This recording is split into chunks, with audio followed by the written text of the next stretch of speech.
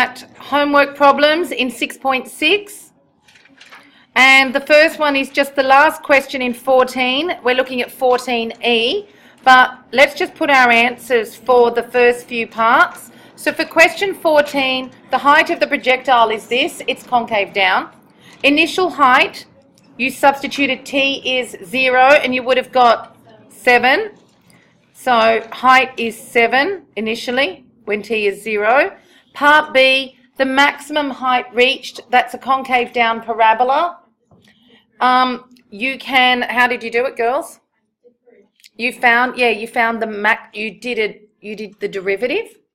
Yeah, so with part B, you've actually got two ways of doing part B. Girls, can we just listen? Can we listen?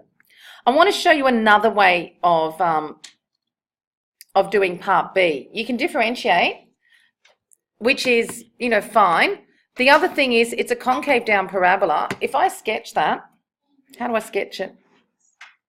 What are the way, if I factorize, to sketch it, you can actually, I'm going to put this equal to 0. 0 equals 7 plus 6t minus t squared. Take everything over to the other side. I'm not saying to do it like this. I'm just telling you this is a possibility. Is that right? Is that factorization correct? So if I put it, I'm trying to draw it and work out where the x-intercepts are or the t-intercepts, right? So I'm going to put h is 0.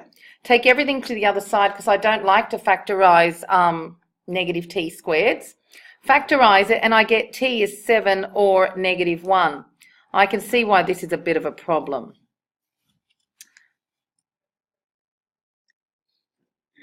You tell me where you think the maximum here is going to be. Yeah, it's halfway between negative 1 and 7. So you should get, just by our parabolas and where the vertex of the parabola is. Look, I know that you don't have to do it this way. I'm just showing you another way of doing it only because it's a parabola. But because it's a parabola, concave down, you can find the x-intercepts or the t-intercepts, which are negative 1 and 7, and halfway between those is 3. Therefore, you've got the maximum height at t equals 3. The other reason I'm doing this is in case you get some sort of application type question, you can interpret it. Do you know what I mean? It's important to know that the maximum height is at the maximum of this curve, maximum value. So maximum height will be when t is 3, and when t is 3, you substitute it in, and you get 7 plus 18 minus 9. Is that 7 plus 16? Is that what you got? Now, the other way to do it was to do dh dt, and which is fine, and it's probably easier. Put it equal to 0, you get t is 3, and then you've got to do this. That's actually a lot easier. And you've got to do the second derivative anyway, and you get negative 2 less than 0, concave down for all t. Therefore, you've got a maximum when t is 3, and then you do your substituting. That's the other thing. All right? So you can do that two ways. All right? The second way I'm showing you is more of an application type way of doing it. All right? Now, for when does the projectile hit the ground? Well, we can see it here already by drawing it. It's at 7 seconds. So when does the projectile hit the ground? We can see it from drawing that it's at 7 seconds. So from the diagram, it's at t equals 7, or you can use what? You put or sub h equals 0, actually, and do what we did up here anyway. All right? Sub h is 0 and do that anyway. You've got to do it anyway. All right? And then you get t equals 7 or negative 1, but time is greater than 0, therefore t equals 7. Time has to be positive. So that actually needed to get done anyway. We've sketched it. They wanted it anyway. So the actual sketch, guys, so we've done it, the sketch is up there. They wanted you to sketch it anyway. From the sketch, there's a lot of stuff that you can tell. All right, and now, how far will the projectile travel in the first 4 seconds? Now this, we know that initially it was at height 7. We know that this value up here is 16. Watch the diagram, everyone. So in the first 4 seconds, what happens in which time period should I look up first? I've got to break that first 4 seconds up into 2 pieces. What do you think I should break it up? In the first 3 seconds, isn't it going up and then it's coming down? Look, when t is 0, the height is 7. When t is 1, I think we get that the height's 12 or something. When t is 2, I'm just substituting in here, you get 15. When t is 3, you get 16. When t is 4, that's going to be the same as when t is 2, because it's symmetrical. So how do you do this? How far does it travel in the first 4 seconds? So you need to work out, so the distance travelled from t equals 0 to t equals 4, you need to look at from t is 0 to t is 3. I want that distance, and then get me the distance from t equals 3 to t equals 4. Do you see that? So how far did it travel in the first 3 seconds? From 7 to 16. See, when t is 0, so what have we got? When t is 0, h is 7. Let me cross this off. When t equals 3, h is 16. So the distance travelled from time is 0 to 3 is 16 minus 7, which is 9 metres. Now, we want the time in the first 4 seconds. So from time equals 3 seconds to time equals 4 seconds, we've got when time is 3 seconds, h is 16. When time equals 4 seconds, you've got to work out what h is. Yeah, it is 15 because it's 7 plus 6 times 4 minus 4 squared is 7 plus 24 minus 16. 7 plus 8, 15 metres. So therefore, the distance travelled in that last second, distance travelled from time equals 3 to 4, so we've got to do it in 2 parts. Part 1, part 2 is 16 minus 15, it's 1 metre. Do you see that, guys? Look, up here. For the first 3 seconds, it goes from 7 metres high to 16 metres high, that's 9 metres. And at 4 seconds, the height is 15. So in that 4th second, it only travelled 1 metre. It was at 16 high, now it's 15 high. I think I know what your problem is, girls. It's doubled up in part of it. So you need to know where it stops and comes back down. Because, all right, let me show you what it does. So therefore, in the first 3 seconds, it went up 9 from time equals 0 to 3. Does that make sense? And from time equals 3 to 4, it came down 1. Because it went from 7 to 16, and then it went from 16 to 15 metres high. So when time was 4, it was 15 metres high. So you don't just do 15 minus 8. It's not just, the displacement is 8, but the distance travelled is 10. All right, distance travelled, so therefore the total distance travelled is up 9 and down 1. It's 9 plus 1, which is 10 metres. Distance travelled is different to displacement. That's distance travelled. If I ask you for displacement, that's just final position minus initial position. Distance travelled, it's like talking about velocity and speed. They're sort of different, okay? Distance travelled is total distance travelled. See, if I tell you, start here, run around the school and come back, your displacement's 0, because your start and finish place are the same. But your distance travelled is very different. It's whatever distance you travelled. So displacement is final position minus initial position. So displacement's different. So you want distance travelled. Displacement is 15 minus 7. You ended up at 15. You started at 7 metres. It's 8. That's your change in overall position is displacement. It's very different to distance travelled. Just like the question that I said, if I run around the school and come back to the same place, my displacement's 0. But my distance travelled is the actual distance I've travelled. So just be very careful. So how far will the projectile travel in the first 4 seconds? It's going up 9 because it's going from 7 metres high to 16 metres high, which is up 9. But then it's going from 16 metres high down 1 metre to 15 metres of height. It's travelling another 1. 9 and 1 makes 10.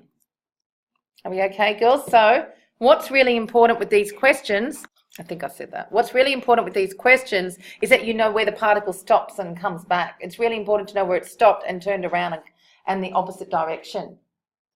Because let's look at the gradient of the graph as well. Remember how gradient's got to do with velocity? H and T, this is like X and T. Tell me about the gradient here. Positive, travelling up. Tell me about the gradient there. Negative, travelling down. Going up, going down. See, if you go up and down, there's going to be an overlap of a certain section. And that's the extra bit you've got to, that's the bit you'll miss out if you just do final minus initial. You'll miss out on double the overlap. Okay, so if I walk from here to the wall and come halfway back, I don't just say I've gone from here to halfway. I have to do the distance to the wall and that other distance part of it coming back. It's different. Okay? When you roll the ball up the slope, here goes the ball. Tell me what's going to happen to it. Is it going to, unless I roll it, I'm not saying it's a hill, it's going to stop and it's going to come back down. So this ball is being rolled up that slope. Oh, what a horrible diagram. Here goes the ball. Let me tell you, it's not going to make it all the way up unless it's a hill and you've thrown it hard enough. So it's going to roll up. Tell me what's happening as it rolls up. Do you think it's going faster or slowing down? And then it's going to stop. And then it's going to go back down. Now, once you realise that, see, look at it in context. Tell me what happens when it stops. What's 0? Velocity. It stopped. No more speed. Got it? So it says, how far up the slope will the ball roll before it starts to roll back down? I know why you're stuck, because you can't do anything with that first equation. So let's start with 15. We know that x equals 15t minus 3t squared. I know that when the ball stops, it has to stop. V is 0. Problem is, my equation is x. I can work out the v equation. V is dx dt. All right, so you've got to read the question. The ball's going to stop. That means v is 0. I have the x equation. I need the v equation, right? What do you get? 15 minus, differentiating, 6t. Now I'm going to put that equal to 0, and I'm going to get that t is 15 on 6, which is like 2.5. Yes. Is that a thinking or a question? This. Oh, yeah. All right. Okay, good. So how far up the slope will the ball roll before it? So well, that's at t equals 2.5. That doesn't tell me how far it rolls up. It just tells me after 2.5 seconds it stops. So now, when t equals 2.5, x is 15 times 2.5 minus 3 times 2.5 squared. I mean, if you want, you could have kept it as 5 on 2, and did it in your head. Or you just do it on the calc. What do you get? 18 meters. So it travels that far up the slope. Its velocity b when it reaches the base of the slope. Guys, when it reaches the base of the slope, tell me, what's 0? X is 0. See, x is the height, isn't it? Yeah, the distance from the base of the slope is x. So, guys, this is a concave down parabola. It will look like that. If you want, let's do a quick sketch. X is 15t minus 3t squared. I just want to sketch it so that you can see what's happening. Put it equal to 0. So aren't we going to substitute? So when What will the velocity be when it reaches the base of the slope? When it reaches the base, so at the base of the slope, all we know is that x is 0. That's all we know. It's hit the ground again. So that means substitute x is 0, which we're doing here for part B. We get 0 is 15t minus 3t squared. What do we do now? Take out a 3t and we get 5 minus t, I hope. Yes? So therefore t is 0, which must be initially, because doesn't the ball go up and back down? Do you think the time up is going to equal the time down? No, it's down. All right. And t is 5. Guess what? It does. Look, it's a parabola. It took 2.5 seconds to get there, and it's come back down at 5 seconds. So time up is same as time down. Isn't that the case? Guys, it's also a parabola, concave down. It's symmetrical, providing it started at t is 0. You know, in the last example, it didn't start at t is 0. The bottom of the parabola was -1, but we only start time at 0. Remember how we went halfway between -1 and 7 was 3? So at this one, it should look like this. That's what the graph looks like. And halfway was 2.5 when it stopped. Look, positive acceleration, everyone. I need you listening. Not positive acceleration. Positive velocity, negative velocity. Going up, going down. Gradient. X. T. It's a parabola. Provided it starts at 0 and 2.5 was the high point, 5 is going to be when it hits the ground again. So it took 2.5 seconds up, 2.5 seconds down.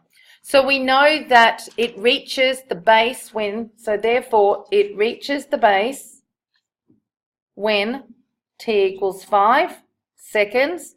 So therefore we've got the formula for velocity. Velocity is 15 minus 6t, there it is. So therefore subbing t is 5, we get 15 minus 6 times 5. So we're going to sub t is 5. Velocity will be -30. Doesn't travel at negative speed. It just means it's traveling. Therefore, it's traveling. No, at 15 meters per second downwards. Going back down. So the -15, there's no negative speeds. All right? Like there's no negative time. So what will its velocity be when it reaches the base? Now, so we've got that on the way down. So draw it again. Here's our little ball. Went up, went down. When it hits the ground, it's traveling at 15 meters per second downwards. But if I substitute t is 0 in here, I also get 15. So it was released at a speed or pushed at a speed of 15 meters per second. All right? When it gets to the top, the velocity is 0. It's obviously stopped. Gravity was acting against it, acceleration in the opposite direction. So initially velocity upwards, acceleration down, slowing down. When it comes back down, acceleration down, gravity, velocity down, speeding up on the way down, slowing down on the way up. Are we okay? V is up, A is down on the way up. And on the way down, V is down and A is down, speeding up. That's why it stops. Velocity up. Oh, because it's gravity acting against it. When you throw a ball up, gravity's acting against it. That's why it stopped. If gravity wasn't acting against it, that ball would keep going. Part C, how long will the motion of the ball take altogether? It's 5 seconds because we've got it here. Because it starts at t is 0, because it goes from t equals 0 to t equals 2.5 up, and then from t equals 2.5 to t equals 5 down. That's a total of 5 seconds. But look, it's from the graph. How long? Time. How long?